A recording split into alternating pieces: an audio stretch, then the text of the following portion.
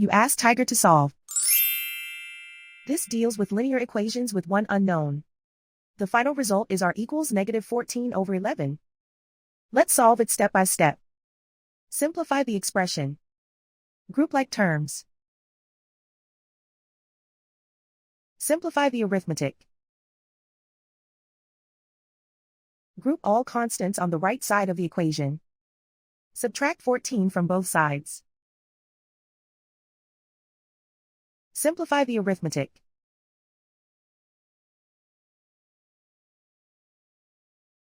Isolate the r. Divide both sides by 11. Simplify the fraction. And so the final result is r equals -14/11.